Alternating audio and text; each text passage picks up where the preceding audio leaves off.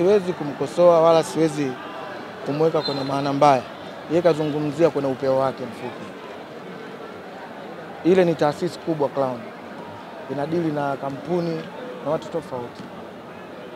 Kilifanyika kwa ajili ya wadhifa wa watu ambao wanafanya kazi na Clown. Ndio maana Alikiba alifanya hivyo. Baada ya lile tukio Ijumaa, Jumamosi, Jumapili tukafuturisha sisi tena nyumbani. Tukawaita watu wasiokuwa na uwezo, tukafuturu nao nyumbani. Amelizungumzia hilo? Au kaliona kwa sababu liko Clown? Tasule anaheshimika na moja kati ya maneno ambayo na ndio maana nikasema siwezi kumkosoa. Ameliona la Clown. Je, la nyumbani ameliona ambao tulidili na watu ambao hawana uwezo? Kwa sababu kama ni taasisi na dili na taasisi na dili na kampuni tofauti. Tumealika watu ambao wanadili na kampuni ya Clown. That's why walionekana pale. Tena kuna kualikwa na kuna kufuturishwa. Kwa hiyo wako waliofika pale wamealikwa kama wageni rasmi. Na kuna upande wa kula huwezi kumnyima mtu riziki. Kwa hiyo kama aliliona huko kwa upeo wake. Sisi tulifanya moja, tukafanya mbili na tutafanya tatu.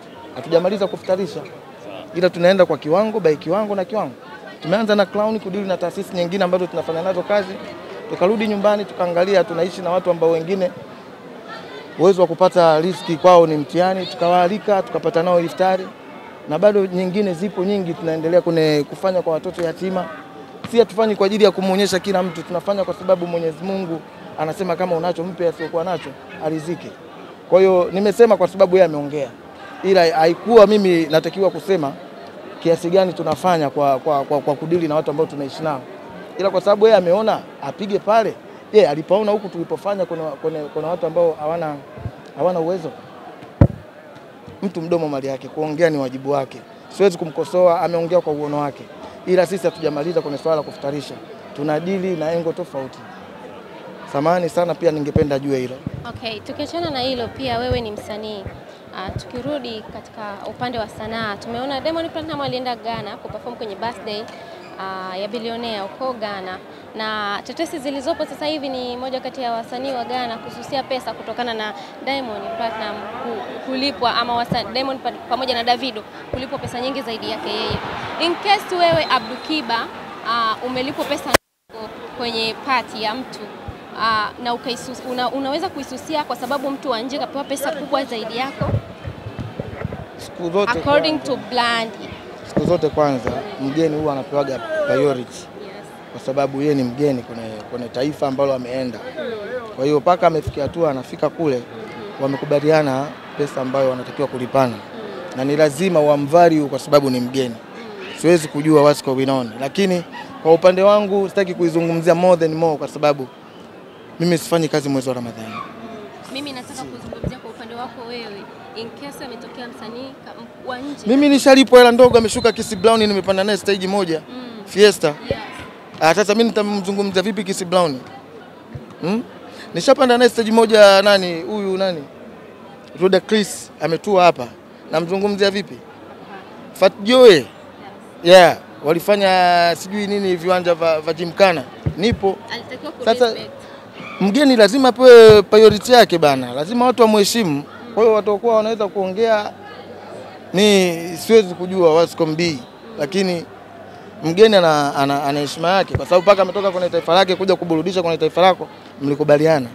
Hivi unahisi msanii gani hapa Tanzania atakuwa anaongoza kwa kulipa show zake? Siwezi kujua kwa sababu sifanyi nao kazi wote, wala mimi sidili na mikataba yao ya kazi. So yes. Okay, you say guys mnaendelea kufight in order kuendelea kwenda mbele. Kama hivyo tunaona kwenye shughuli za mabilionea kualikwa. Je, we hope sisi mashabiki tunatamani tuwe na watu wengi, yani tofauti, akiitwa leo Diamond, kesho ataitwa Alikiba, kesho kutwa ataitwa Abdukiba.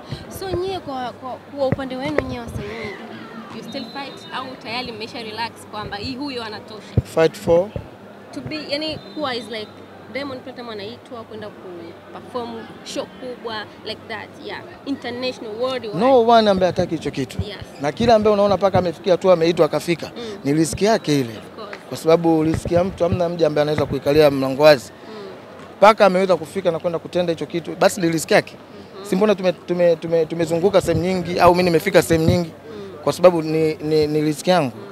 So so bado mna fight kufika. Of course still that's why tunaingia studio, tuna record, tunaimba, tunajaribu kujibrand, tunahakikisha muziki wetu tunaupeleka somewhere. Okay. Kwa sababu tunahitaji pia hizo vitu kama hivyo ya.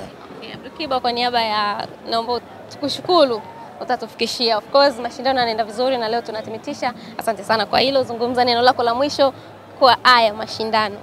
La kwanza niweze kumshukuru Mwenyezi Mungu, la pili tumshukuru Mama Samia kwa kutia mkono wake hapa kwa kujali vipaji ambavyo vinatakiwa kuonekana ambao ni taifa la kesho.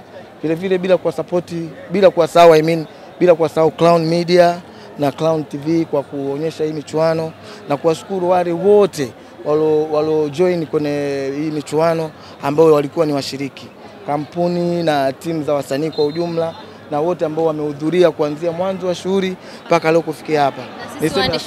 Na nyinyi wote waandishi wa habari niseme asanteni sana, kwa sababu nyinyi pia mmekuwa chachu ya kupeleka haya mambo mbele kwa kupost kwenye social network. Niseme asanteni sana kwa mchango wenu.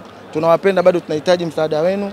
Mungu awafanye kila laheri. Tulipokuwepo na nyinyi muwepo, muweze kutusupport. Tunahitaji mchango wenu, nawapenda sana. Mitano tena kwa Mama Samia. Okay.